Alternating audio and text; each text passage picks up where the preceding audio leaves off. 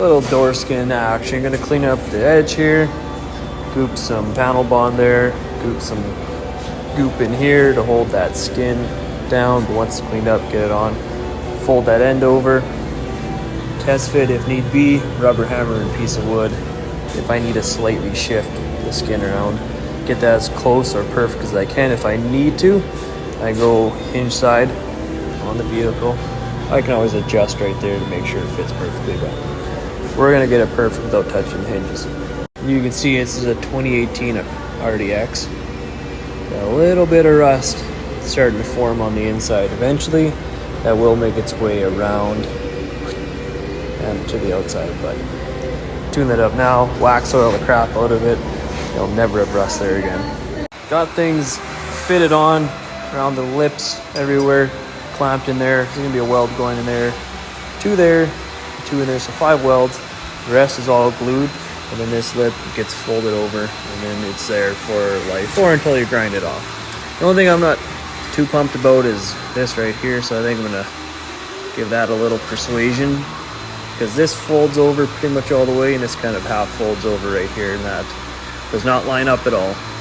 It's a bit of a treat to try and do stuff like this. I always get to do painting and whatnot, but when I get to go in to do stuff like a door skin, which I've actually only done one door skin in my life, so it's a bit of a, I won't say a learning curve, but just trying to remember exactly what to do. But I'll take my time, make sure everything lines up really good. And yeah, it should turn out just fine.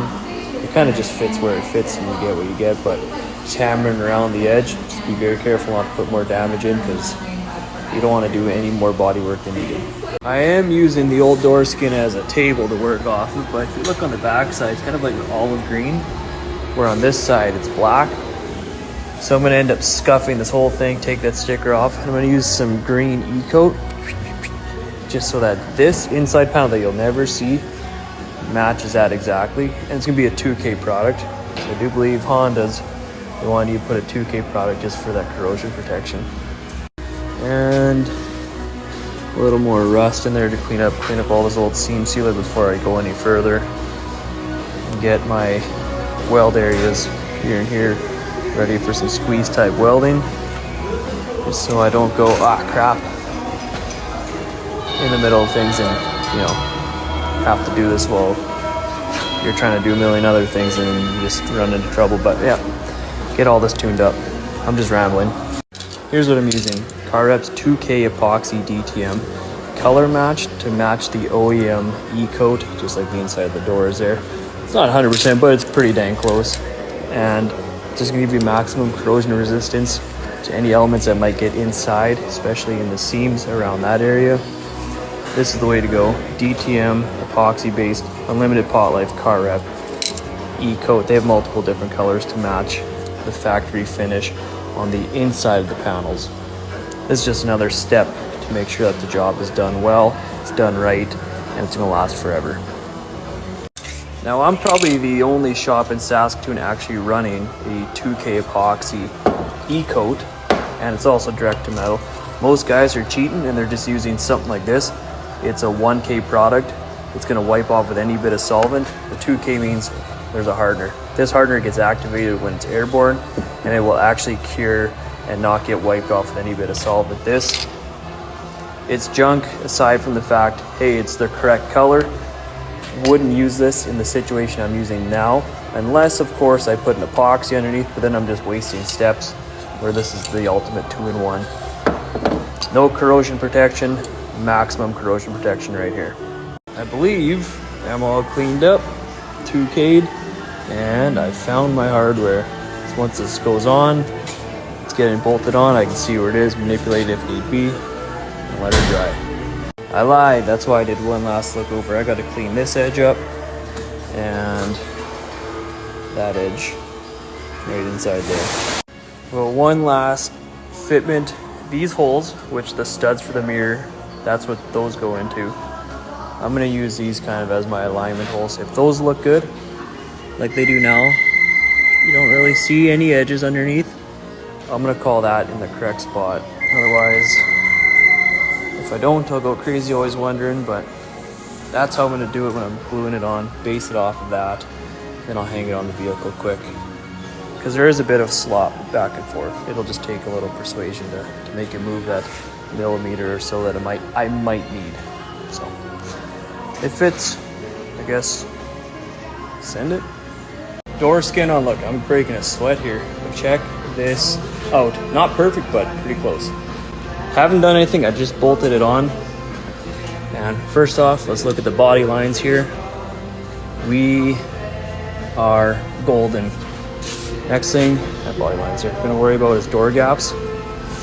This looks good. I'm going to kind of compare it around the other side of the vehicle. Fender and whatnot, there's adjustment there. You always start at the back, but let's go to this side and kind of see what untouched gaps look like. Yeah, they look a lot like quarter to door on this side. We're a little bit big right there. I think what this door needs is to come back slightly and a slight tip to tighten that up, because this is tight, but it's a little tighter at the top. It's hardly noticeable tightness, but if you measure it out, it's the difference. So if we go back a tick just to get that gap good, tip the door a tiny bit, that'll be nice. It'll look a lot like this one, which is what we want. And then the fender, this will open up a little bit. It's almost like splitting the difference is needed here, because if we split the difference, it'll match that factory gap.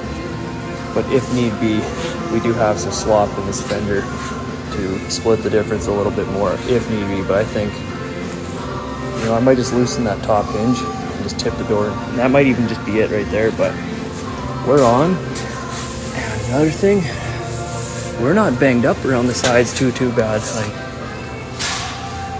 maybe a bit of primer.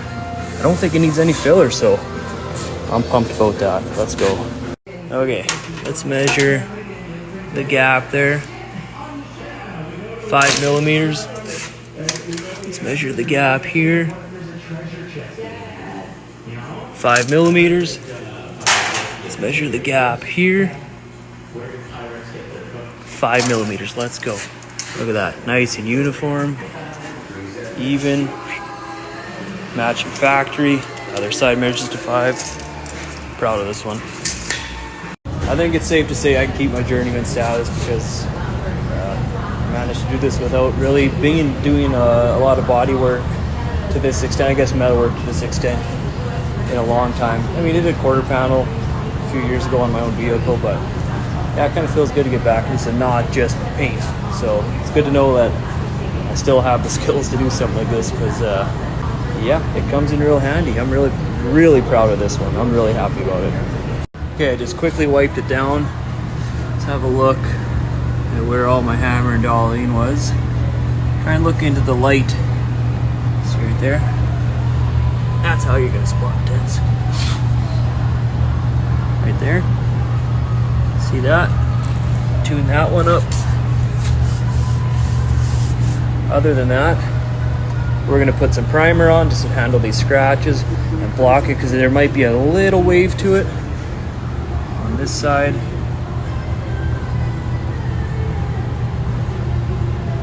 We're set. We're set right there. We're good. Along the bottom doesn't matter because there's a trim piece, but I'm gonna tune that up real quick. Okay. Getting there. But you know what? I think I'm gonna tap it down right in there, and primer will handle the rest. I don't care if it's a 2018, 2008, 1998, whatever vehicle. Making sure that you take care of all the little things, doing everything right without just kind of ramming your way through a job. Setting yourself up for success from the beginning is the way to do it. There's really no reason to half-ass anything. It just creates problems in the end. I went around the store hammer and dolling it about 6 or 7 times just to get it to this point, and I'm really happy with it, because could have done it going around tapping around twice and it would be banged up everywhere, which would just cause me more issues later. Like I said, a little bit of primer, done and done, and I don't have to put any body filler. I'm happy about that. Take care of your tools and they will take care of you. I borrowed this one, but I made sure to clean it. I was also warned to clean it, but not a dummy. If I'm gonna borrow something, I'm gonna make sure that it goes back even better than I got it. Yeah. Pretty cool hammer to tap on door skins. And you don't have to smash into the inner structure of the door. And you can just hit the flange and not put any extra marks in there. I kind of am a little worried. Got the new guy just doing it himself. Gave him some direction. I'm hoping it turns out good. I've taught him a couple times. He picks up on things really quick. So part of me, like, I like to be a little controlling, but I know that he's gonna do a good job. But we'll check it out after he's done, see how he did. That's looking good. That's looking good. And that's looking good. Really good job controlling the overspray, not going right to the edge. We're just kind of using that $1,000 blend with the fan pattern of the gun to give you that nice soft edge. Tape along body lines so any hard edges are easier to sand out. So body lines, back mask, the exterior of the door. And if you look closely, 1, 2, 3. He built that pyramid up really nice. We're not trapping some loose overspray underneath the next layer of primer, so we'll have really good adhesion. The problem spot was right about there. It should block out really easy. And same goes for this. Things looking really good. So yeah, I guess with that being said, yeah, I can trust the new guy to do this.